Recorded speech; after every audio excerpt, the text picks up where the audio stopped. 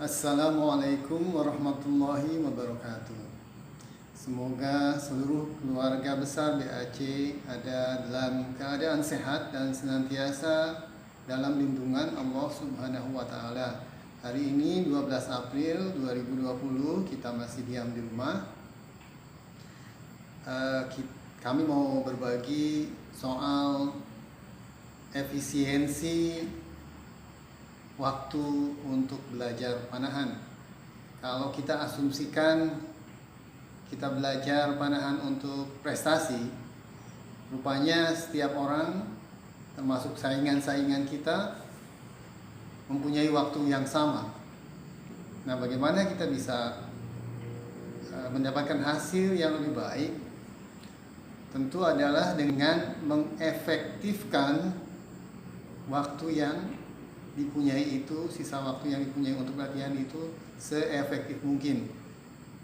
Nanti akan kami sharing beberapa cara untuk membuat latihan waktu kita lebih efektif. Kita akan mempelajari cara otak kita bekerja dengan pertolongan ilmu yang namanya neuroscience. Ilmu ini relatif baru dan sedang berkembang, dan pada saat kita berdiskusi ini mungkin saja sudah ada penemuan-penemuan yang baru, tapi yang akan disampaikan di sini adalah yang sudah mapan. Bila ada rangsangan yang masuk ke tangan kita, misalnya memegang sesuatu yang kasar, maka rangsangan itu akan diteruskan dari tangan dengan suatu sistem saraf sampai ke otak. Jadi gambar ini hanya skema, tidak betulan menggambarkan yang sebenarnya. Ini dipermudah dan anggap aja hanya sebagai skema.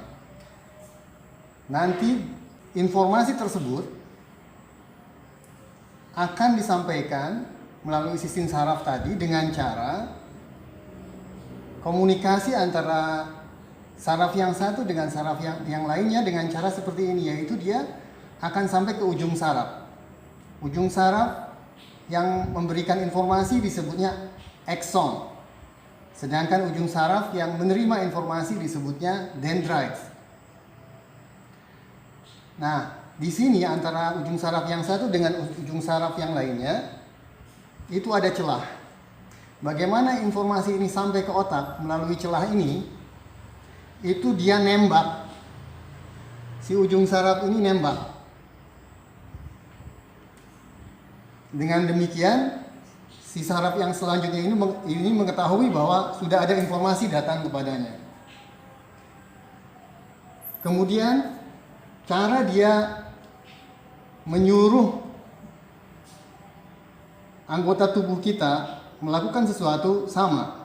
Dari otak dia menggunakan akson, diterima oleh dendrites, dan perintah itu sampai ke otot. Demikian juga informasi-informasi lain yang melalui hidung, mata, dan telinga juga disampaikan ke otak dengan cara seperti itu. Di gambar sebelumnya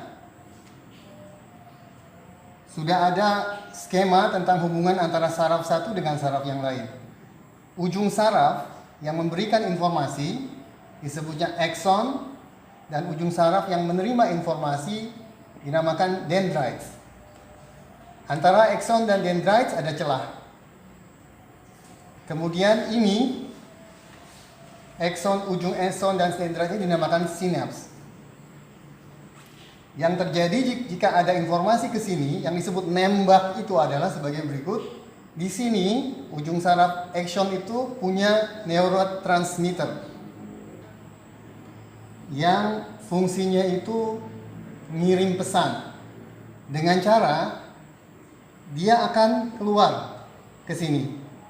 Si neurotransmitter ini akan keluar ke sini, kemudian ditangkap oleh dendrites.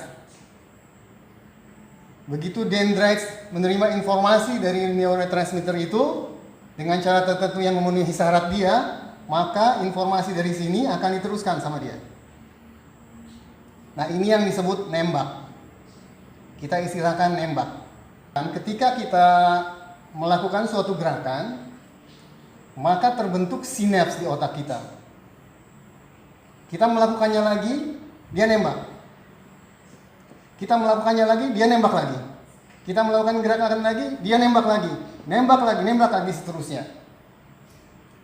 Apabila ini dilakukan berulang-ulang, tembakan ini dilakukan berulang-ulang, maka hubungan antara sinaps ini, antara si akson dengan si dendrites ini begitu kuatnya sehingga begitu mudah informasi itu jalan ke sana. Nah, ini yang pada materi sebelumnya kita katakan sebagai subconscious competence. Jadi ini kita bisa lihat kedua gambar tersebut, diulangi lagi, bahwa apabila kita melakukan atau belajar melakukan suatu gerakan yang baru, maka di otak kita akan muncul sinaps baru yang nembak. Makin banyak pengulangan yang dilakukan, maka hubungan antara dendrites dengan akson itu makin menguat. Nah, berdasarkan pengetahuan kita tentang hal ini, kita bisa terapkan dalam belajar memanah. Bagaimana kita bisa mengefektifkan waktu kita? Yang pertama akan saya mulai dengan yang paling bombastis, yaitu bahwa otak kita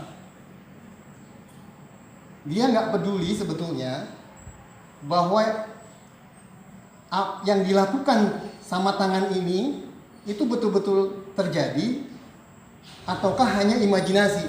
Buat dia nggak masalah, dia nggak membedakan itu. Yang penting buat dia apakah ini nembak apa tidak. Dan riset telah dilakukan mengenai hal ini, yaitu bahwa dengan berimajinasi, dengan membayangkan kita melakukan sesuatu, maka otak ini nembak juga. Ini adalah penelitian yang dilakukan oleh Dr. Biasiotto di Universitas of Chicago tahun 1996, dan ini sudah terkenal. Beliau meneliti sekelompok orang untuk melakukan tembakan penalti basket. Pertamanya kelompok orang tersebut dites. Setelah itu dibagi ke dalam 3 bagian. Jadi grup A, dia disuruh latihan setengah jam per hari, nembak setengah jam per hari. Grup B tidak secara fisik nembak, tapi disuruh visualisasi, yaitu membayangkan dia melakukan tembakan tersebut. Sama sekali tidak melakukannya secara fisik. Grup C, dia tidak melakukan apa-apa. Ini diberikan waktu pada mereka 30 hari. Setelah 30 hari mereka dites lagi dan dilihat sampai seberapa kemajuan yang mereka dapat. Inilah hasilnya. Grup A yang latihan secara fisik setengah jam per hari, mereka mendapatkan kemajuan 24%. Grup B tidak melakukan latihan fisik sama sekali secara fisik, tapi hanya membayangkan, visualisasi, kemajuannya adalah 23%. Grup C yang tidak melakukan apa-apa, sama sekali tidak ada kemajuan. Jadi hal ini membuktikan bagaimana visualisasi itu begitu berpengaruh kepada peningkatan kemampuan seseorang. Nah, visualisasi ini tentu saja untuk efektif ada tekniknya. Di antaranya bahwa dia harus melibatkan komponen penglihatan, ya, kemudian komponen pendengaran dan komponen perasaan dari pekerjaan atau latihan yang dilakukan itu. Misalnya kalau tembakan basket, komponen visualnya kita membayangkan kita memegang bola di depan mata kita. Komponen perasaannya kita membayangkan waktu nembak itu si bola itu melintir di tangan kita. Komponen pendengarannya kita membayangkan waktu megang bola itu menggeduk-geduk Itu kita bayangkan dalam visualisasi itu. Tentu saja detailnya kita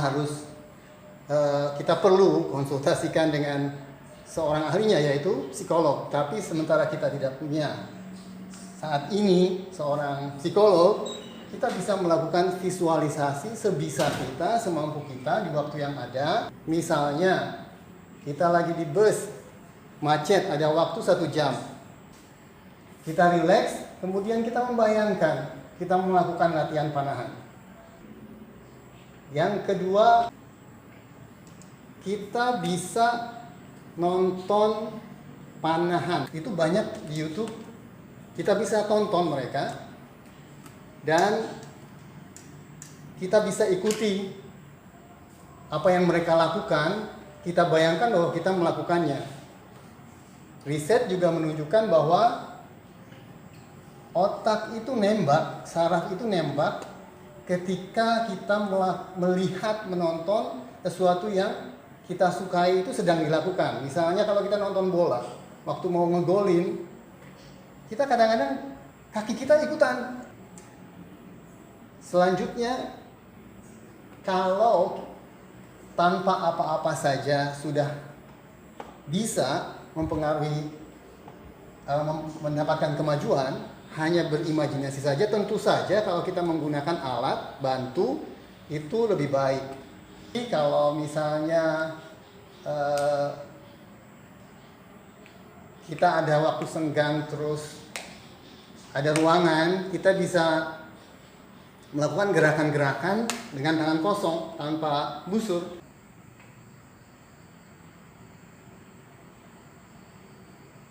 Yang ketiganya, tentu saja dengan alat bantu.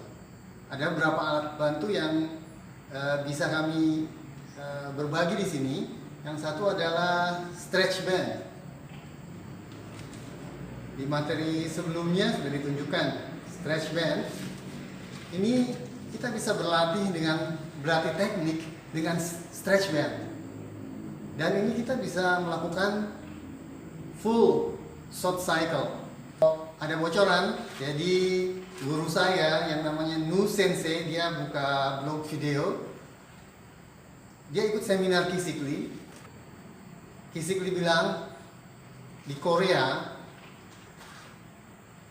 anak-anak yang belajar mulai panahan itu umur 10 tahun, maka 3 bulan pertama mereka itu sama sekali tidak memegang busur dan panah. 3 bulan pertama mereka hanya memegang ini. Kalau kurang merasa real menggunakan stretch band ini, maka kita bisa gunakan busur yang tarikannya ringan. Alasannya satu, bahwa kita akan melakukan gerakan-gerakan yang tidak biasa dilakukan, sehingga kita butuh beban yang ringan untuk mencegah cedera. Karena otot-otot yang kita gunakan akan nanti otot-otot yang jarang kita gunakan. Yang kedua, karena otak sadar kita hanya bisa fokus ke satu hal dalam satu waktu seperti materi sebelumnya. Jadi misalnya, kalau seseorang itu diminta untuk berlatih anchor misalnya, kita minta dia merasakan string di hidung, ke bibir dan dagu. Seandainya dia memakai busur yang berat, maka fokus dia ke perasaan ini akan terbagi dengan beratnya si busur itu. Tapi kalau kita bilang, tapi saya nggak punya busur itu, masa harus beli lagi? Saya kasih tip di sini.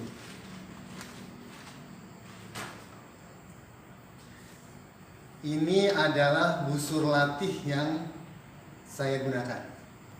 Busur ini terbuat dari PVC, pipa PVC ukuran 1/2 inci, dan bukan yang AW, bukan yang tebal. Kemudian di kedua ujungnya digergaji seperti ini.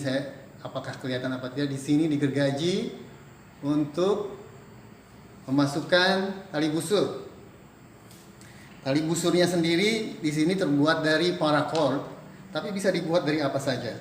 Misalnya lintingan tali rapia. Memasangnya juga gampang karena dia ringan sekali, nggak butuh tenaga. Tarikannya ini coba 1 kilo barangkali atau 2 kilo nih LBS-nya, atau 4 LBS barangkali ya. Kemudian kita pasang tali di sini supaya bisa dipakai sebagai finger sling, tapi ditaruh di pergelangan, sebetulnya sling pergelangan ini, jadi tidak lepas. Dan ini lebih real, ini bisa digunakan untuk melakukan full short cycle. Dan yang kelebihannya dia adalah ini kita tidak akan takut dry fire. Dry fire adalah istilah untuk menembak busur tanpa anak panah. Itu akan membahayakan limbs-nya karena semua energi yang dilepaskan akan diabsorpsi, diserap oleh si limbs dan bisa rusak. Kalau ini silakan tembak berulang-ulang dan tidak ada dry fire.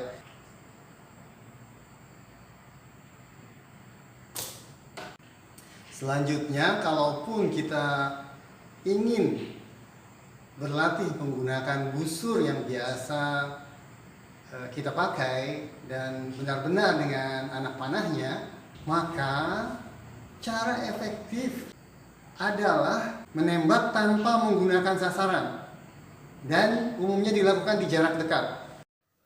Ini adalah atlet sedang latihan menembak blank bale. Karena tidak memakai target face, maka pikiran sadar si atlet fokus ke area teknik yang hendak diperbaiki. Dalam hal ini adalah postur.